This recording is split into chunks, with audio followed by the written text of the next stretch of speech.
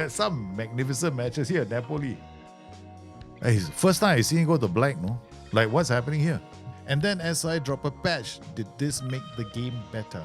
There were no changes to the match engine, so we're gonna let's just check to see whether weekly wages and yearly wages have been fixed. All right, so I'm going to my game right now, and I've got this Whale Mohaya. So this shows us his weekly wage, right? So it's 55 per week. Now let's go into the game and set it to yearly. We'll come in here, set this to yearly because that's the way my brain operates. And then now we'll go back to our finances and take a look. Club finances. Now it's now showing me annual wages. Okay, so this has got wages annual. Highest basic wage a year is 41.43k. Go to under 19s. Not him. Here we go. This kid, he's earning 2.9k per annum. So let's offer him a new contract. Okay, let's see if he's gonna accept it. So he's currently earning 2.9k per annum. So breakthrough prospect, fringe player, we know it's not gonna go past 50 because that's the highest for the highest wage that my board wants to set. Finalize, negotiate the oh my word. So it's holy cow.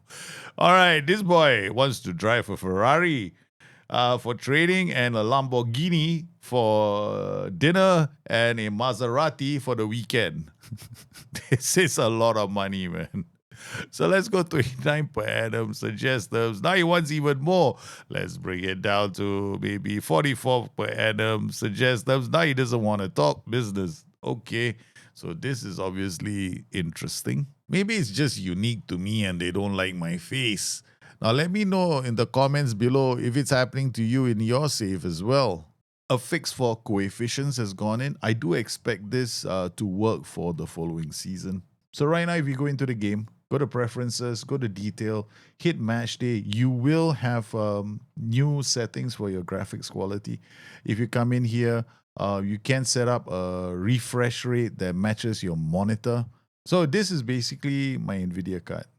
And this is the in-game settings. So I'm going to set everything to high because with the 4090, you should be able to do this. And I'm just going to use this to throttle my NVIDIA card. So I'm going to set it to about 150. And our FPS will follow the monitor's refresh rate. We've got custom settings for my NVIDIA card. And the refresh rate will be the highest available. That will follow my monitor. Well, we've got the GPU. Okay, this is nice. GPU is working beautifully at 90%. I don't think I need to push it anymore. All right, so the refresh rate is comfortably running at 60 to 70. It'll go up and down throughout the match. I'm just going to bring this bar down to see whether there's an FPS drop. Normally, there's an FPS drop whenever it switches to 3D, like here. So it's still at 60 FPS. That's fine for me. The human eye does... There's no ray tracing in this game, so I don't need it to go to like 144 FPS. So in terms of graphics, it looks nice. Yeah, it looks very good. Our GPU is, this is fine, about 80. Yeah, this is good enough. So in terms of so if I pop this up again, yep. I'll bring this down again. We don't get a FPS loss, which was the biggest issue this game had in the previous patch. I like what they've done in terms of optimizing the matchday experience for in terms of graphics. This is nice enough. Colors on the matchday highlights, they're not very nice. There seems to be a bit of issue with the gamma. And then you can't, you can't speed it up. And that's all you're left with. The one area of the game I think as I need to improve is going to be formations. Now, if you go to any of the match reports, you still don't get their formation. So it's really hard for you to tell the formation an opposition team was using in this specific game because, some clubs might change formations. As far as the data is concerned, I do like the data now.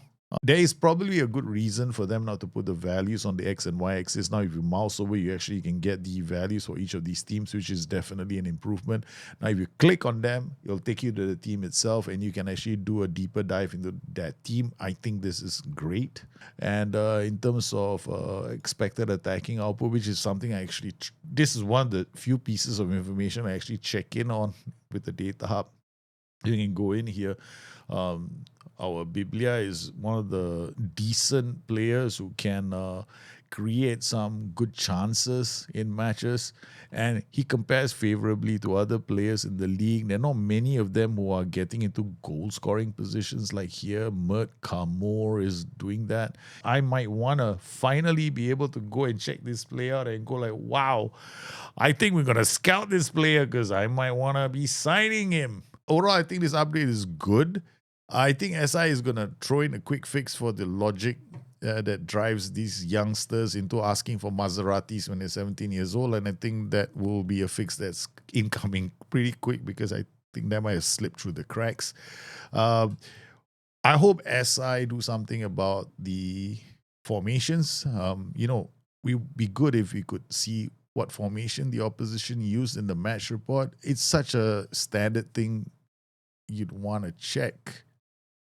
It's not there yet, but the data, that's a big improvement. I'm very happy to see the changes that have come in for the data. Overall, I think we're heading in the right direction. And yeah, if you're not playing the game, I don't understand why.